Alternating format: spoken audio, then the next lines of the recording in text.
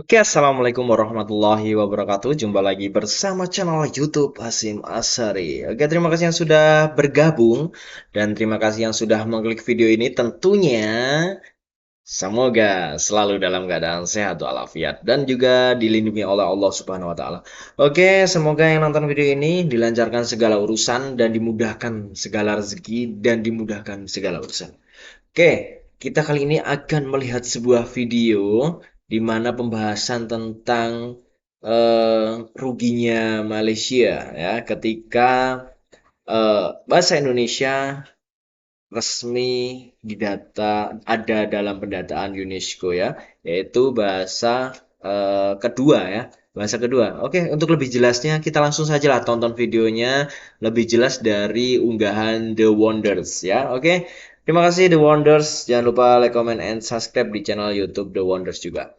Langsung saja ke videonya. Oke, check it out. Plak, klik, klik, klik, mulai, mulai. Mana ini? Kok belum mulai? Oke, ya. Hello Wanderers, dengan disahnya bahasa Indonesia sebagai bahasa resmi UNESCO. Jelas, ini membuat kerugian bagi Malaysia yang beberapa tahun ini mereka sedang berusaha untuk bahasa Melayu Malaysia mendunia, bahkan menjadi bahasa kedua ASEAN. Dengan adanya berita ini, pasti sebagian warga Malaysia tak terima dan mengeles dengan segala apapun. Dan sampai-sampai ada berita seperti ini, kalian bisa lihat. Selain itu, menurut warga Malaysia ini, mau tidak mau, Malaysia harus bekerja sama dengan Indonesia dan itu bakal menjadi keuntungan di kedua pihak, menurutnya. Mari kita simak.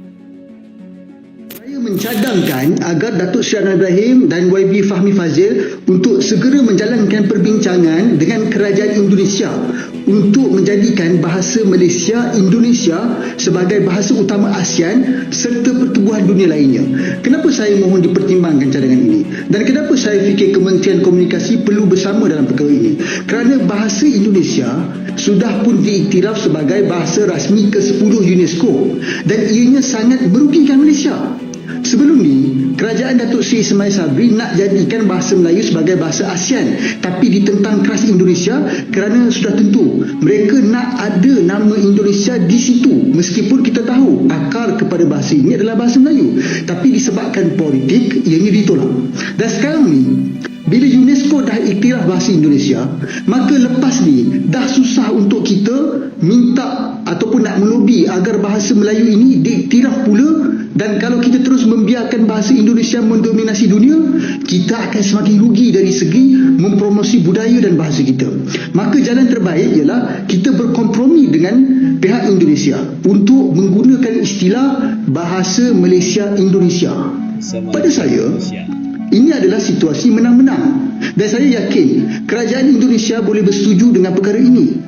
Kementerian Komunikasi juga boleh menggerakkan lebih banyak usaha dengan Kementerian Komunikasi Indonesia untuk bersama gerakkan usaha menerbitkan filem drama Malaysia Indonesia menggunakan bahasa Malaysia Indonesia dan kita pasarkan ke seluruh dunia sebagai bentuk memperkenalkan bahasa kita bersama.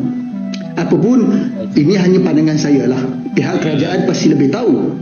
Saya mohon agar ia dipertimbangkan saja. Setiap orang yang Perlu kita ingat bahwa bahasa Melayu Malaysia tidak sama dengan bahasa Indonesia. Mereka berusaha agar mereka mau memelayukan bahasa Indonesia. Padahal akar bahasa Indonesia adalah bahasa Melayu kuno dari Sumatera. Dan menjadi bahasa Melayu semi modern yaitu bahasa Melayu di era Hindia Belanda. Akhirnya disempurnakan dalam bahasa Indonesia sebagai bahasa pemersatu komunitas seluruh rakyat Indonesia. Mari kita simak penjelasan Pak Dubes di depan Ketua UNESCO. Bahasa Indonesia has played a pivotal role since the pre-independence era, with its significance ingrained in the 1928 Youth Oath. This solemn pledge highlighted the language's indispensable role in fostering national unity amidst the rich tapestry of our linguistic diversity and our struggle for independence. Designated as official language in 1945, it acts as a bridge language, seamlessly facilitating interethnic communication among 1,340 different ethnic groups and 718 local languages that spread across our archipelago of more than 17,500 islands.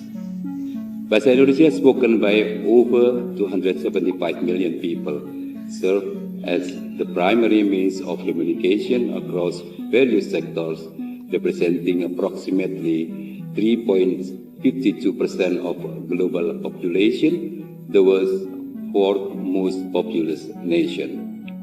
Beyond our borders, Bahasa Indonesia is part of education program in 52 countries, supporting around 150,000 active foreign learners worldwide since 2015. Madam President, Madam Director General, Excellencies, ladies and gentlemen, Indonesia, a proud member of UNESCO since 1950, upholds a robust commitment to multiculturalism, cementing our identity as a cultural melting pot. This commitment nurtures an environment that promotes proficiency in Bahasa Indonesia, contributing to a deeper understanding of our rich national heritage. In our global commitment, Indonesia seeks to foster meaningful people-to-people connections and enhance international understanding by specific focus on raising awareness of Bahasa Indonesia. Indonesia's global leadership began by hosting the first International Asian African Conference in Bandung in 1955. This historic event played a significant role in the decolonization process, where the Asian and African leaders committed to principles of world peace, cooperation, freedom from colonialism and imperialism, equitable global governance, and global justice. The gathering marked a pivotal movement in developing nations' history, leading to the establishment of the non-aligned movement and the conceptualization of the South. Madam President, as we consider the prospect of Bahasa Indonesia being acknowledged as the official language of the General Conference of UNESCO, we envision a future marked by equitable information dissemination, inclusivity, and a deeper understanding and appreciation of our language and literature.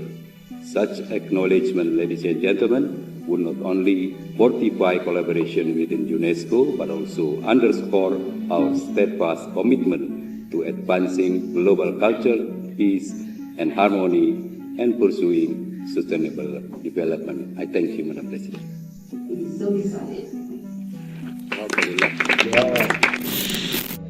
Nah, Sobat Maju, begitulah detik-detik diresmikannya bahasa Indonesia sebagai bahasa ke-10 Langsung UNESCO. diputuskan.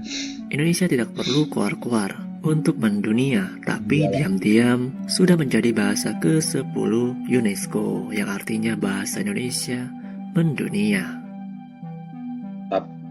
Nah, bagaimana pendapat kalian? Oke, silahkan kalian komen-komen ya, apa yang menurut kalian bagus, menurut kalian apa ya, menurut kalian pokoknya bahasa Indonesia ini perlu diperjuangkan gitu loh. Kita sebagai warga negara Indonesia, kita harus menjunjung tinggi bahasa satu, yaitu bahasa Indonesia. Oke, terima kasih telah menonton video ini. Jangan lupa like, comment, and subscribe ya. Pembukaan penutupan ya seperti inilah, tidak jelas, tidak masalah, yang penting isinya di dalam video ini sangat bermanfaat buat kalian semua. Terima kasih sudah menonton. Wassalamualaikum warahmatullahi wabarakatuh.